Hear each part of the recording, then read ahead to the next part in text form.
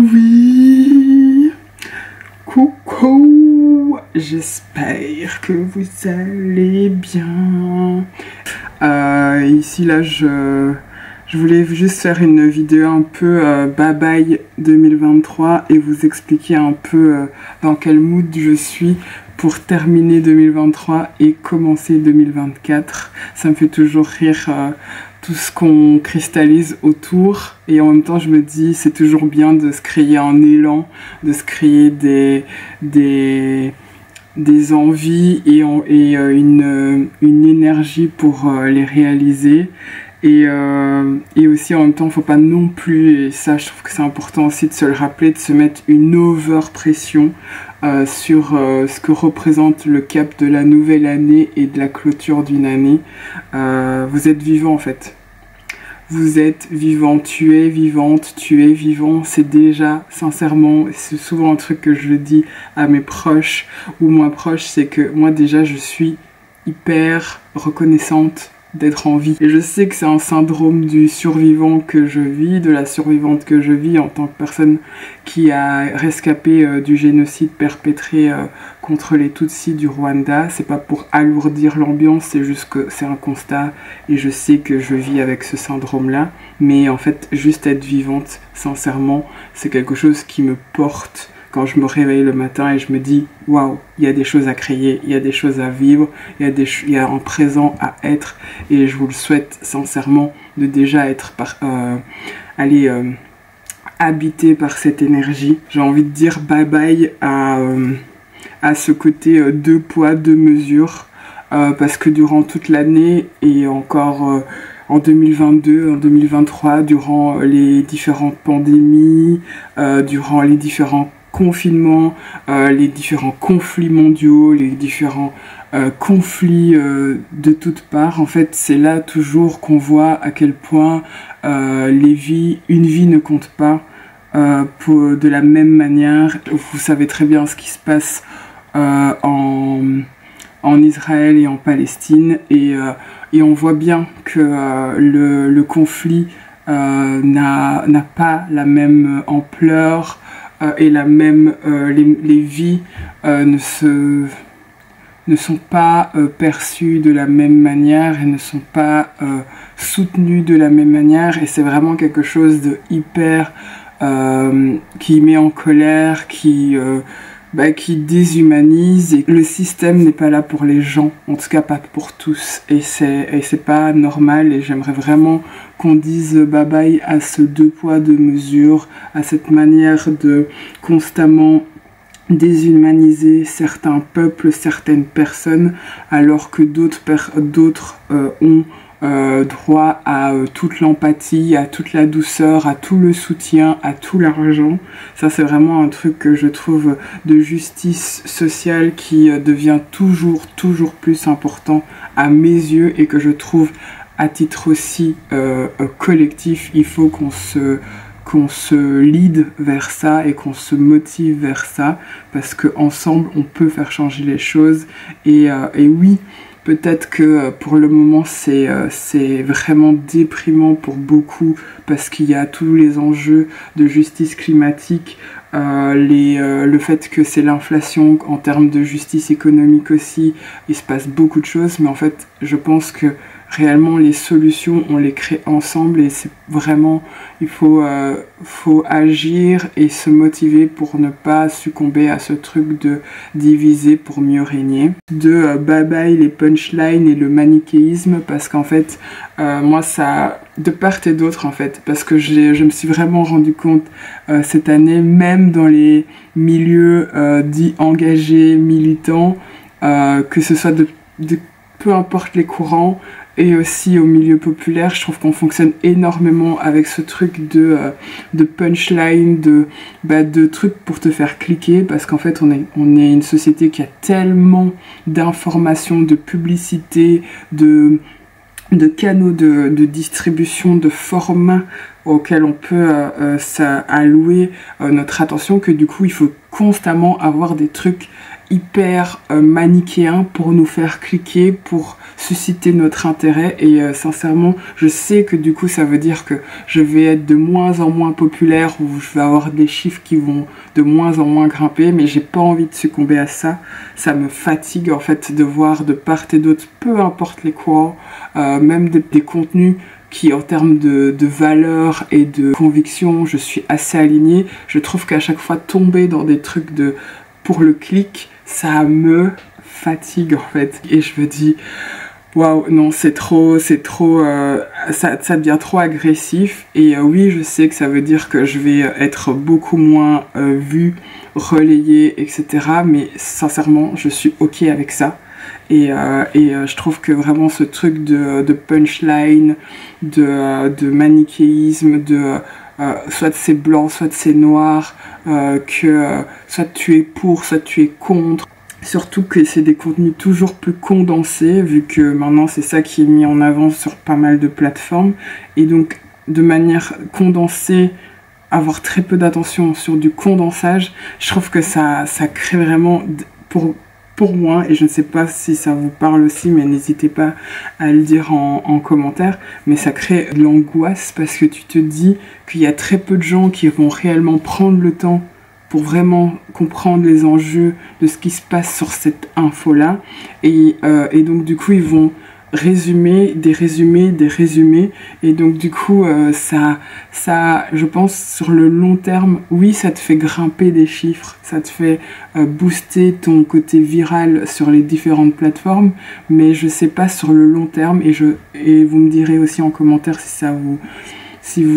que vous en pensez, mais je ne pense pas que sur le long terme ça fasse bouger les choses ou ça fasse faire avancer le commun. Et je suis ok avec le fait que du coup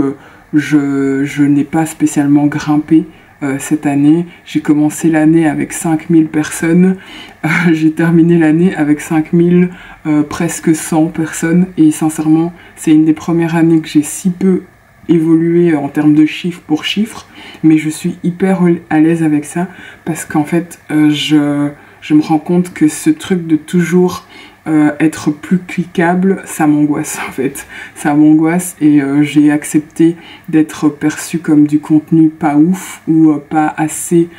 impactant ou pas assez cliquable, parce qu'en fait tout simplement je pense que quand je pense aux personnes qui vont tomber sur mon contenu, j'ai à cœur de me dire que c'est des personnes qui ont qui ont une intelligence, qui sont curieux, qui sont intéressés, qui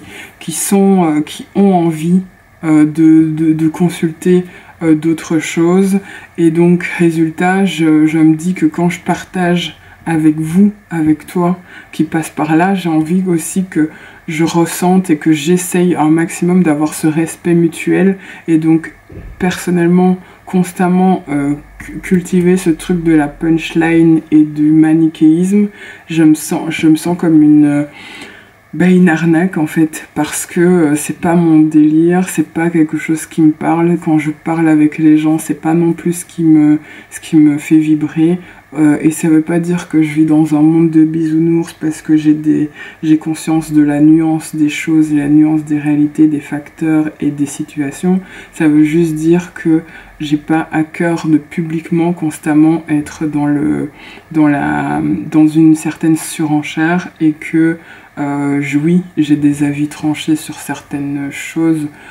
certains sujets, et quand j'en discute avec des personnes et que je vois que fondamentalement on ne peut pas tomber d'accord, j'accepte aussi de ne pas être d'accord avec les personnes. Et ça veut pas dire que je ne les respecte pas en tant qu'être humain, ça veut juste dire qu'on n'est pas d'accord. Et pas besoin, je suis pas là pour convaincre, parce que dans convaincre il y a vaincre, et j'ai de plus en plus de mal avec ce truc de la cristallisation autour de la conquête, du combat, de la conquête. Ce truc que je trouve en termes de sémantique au niveau occidental, souvent dans les médias, etc., on est toujours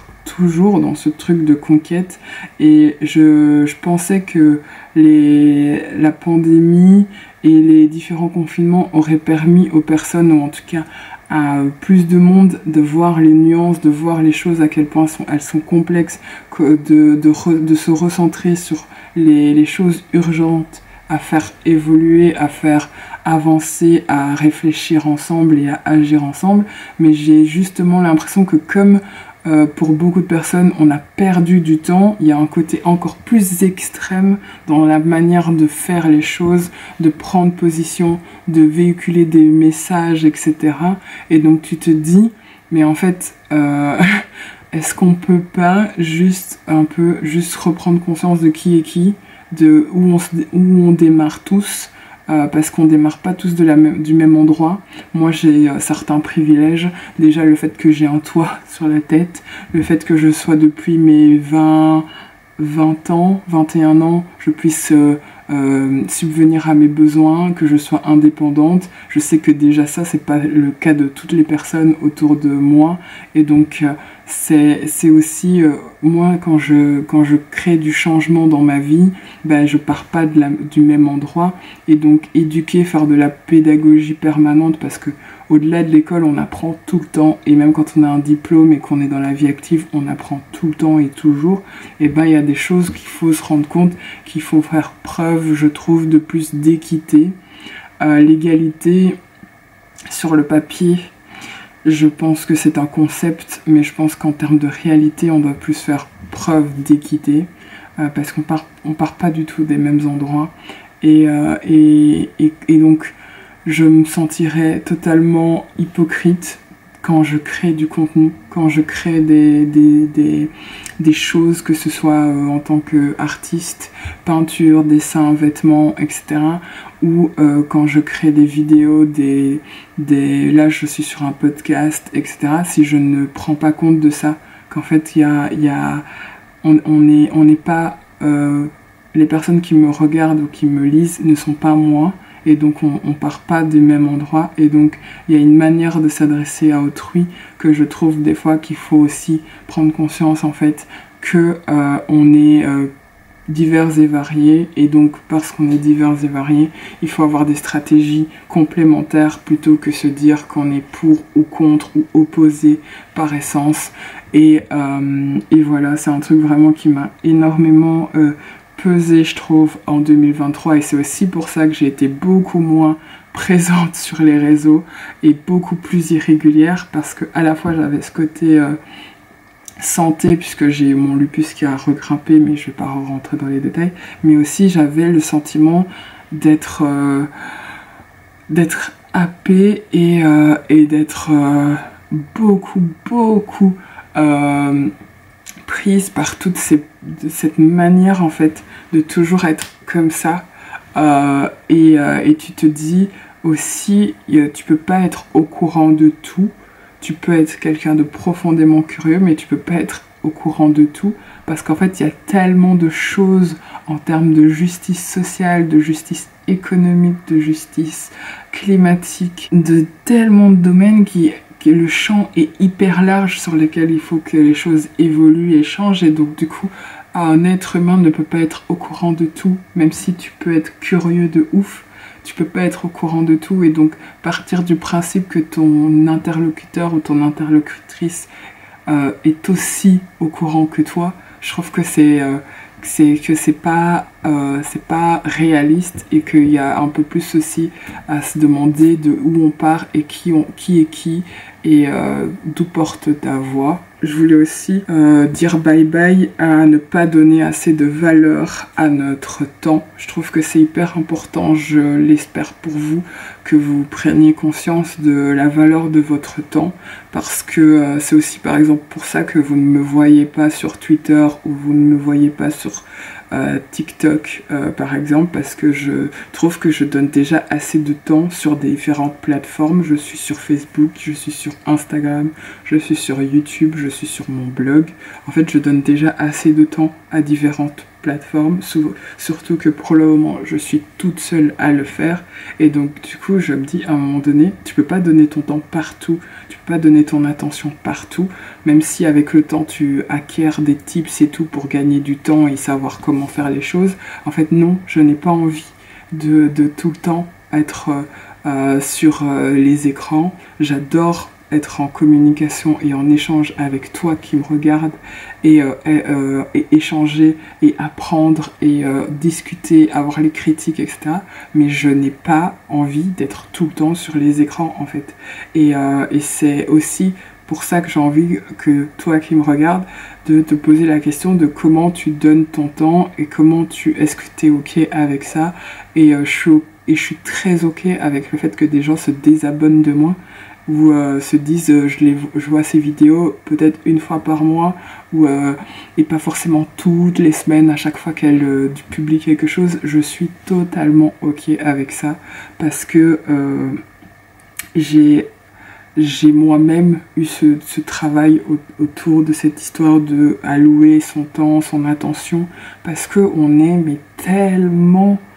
à les solliciter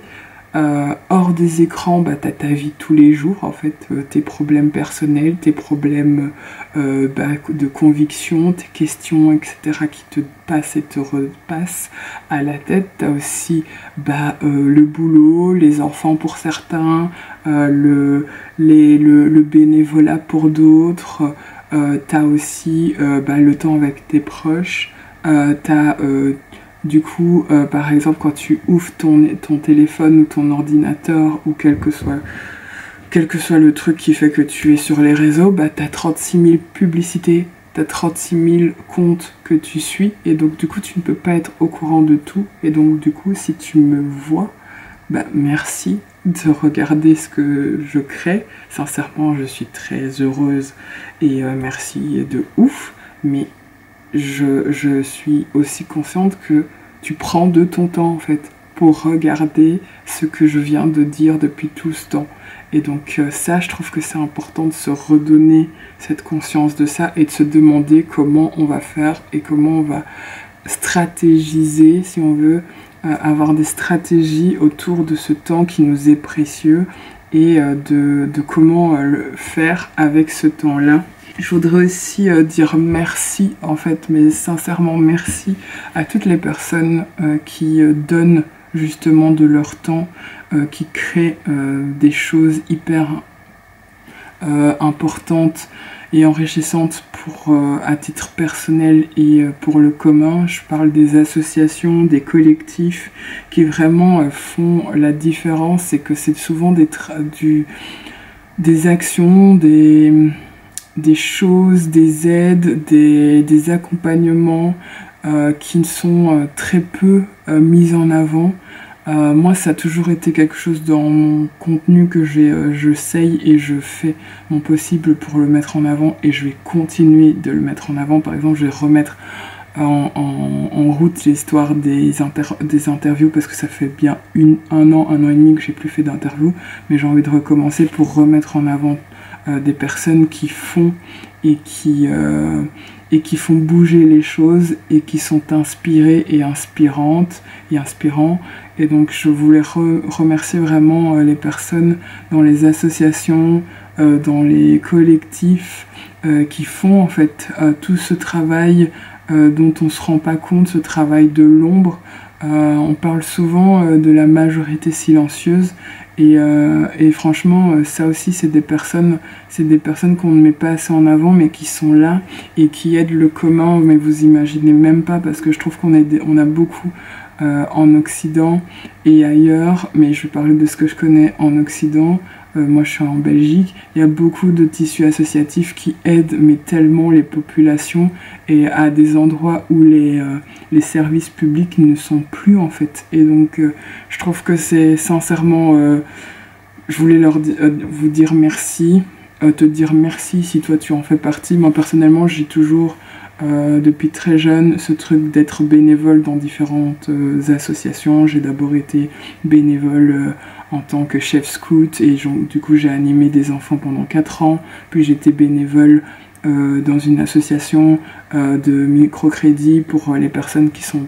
pas très souvent soutenues ou pas soutenues par des banques traditionnelles et parce qu'elles n'ont pas le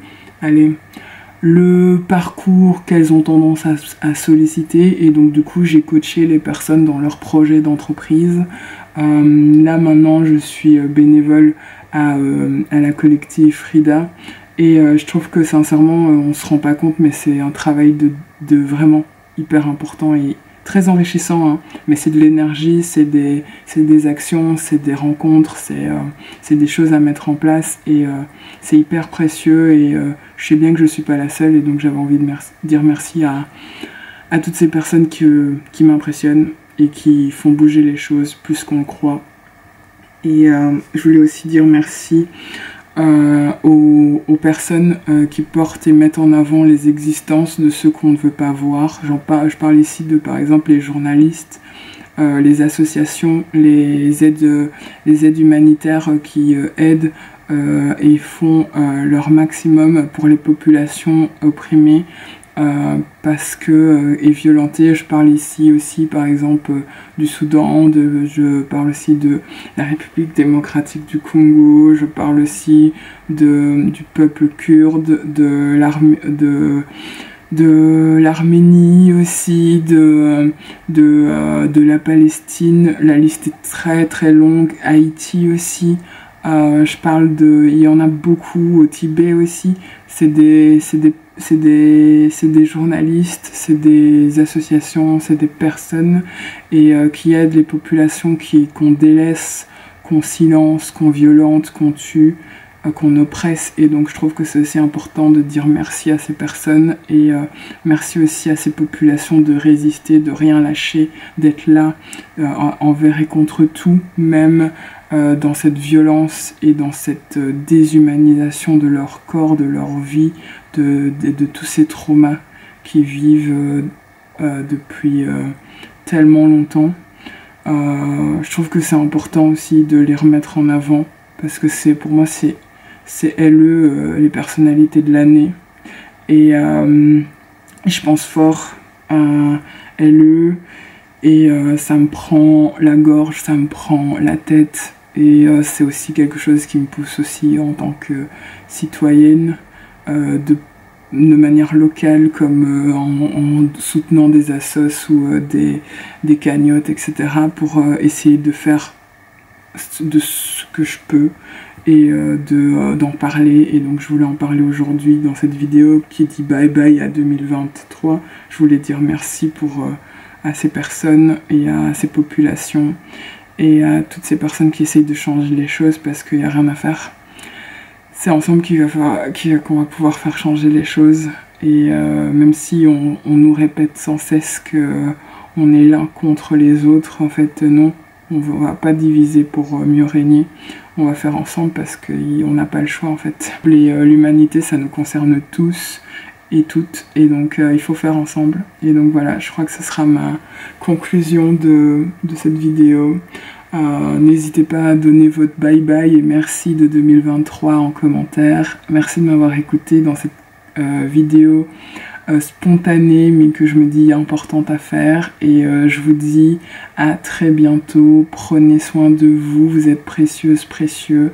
et merci pour cette année, merci de m'avoir soutenu, d'avoir été là même dans mon irrégularité, mais je m'excuse plus de ça parce qu'en fait c'est comme ça, mais je sais que 2024 je me sens beaucoup mieux et plus alignée et donc ça me permettra aussi d'être plus régulière et je vous dis à très bientôt. Bonne fête de Nouvel An si vous le faites et bon week-end quoi qu'il arrive. Bisous.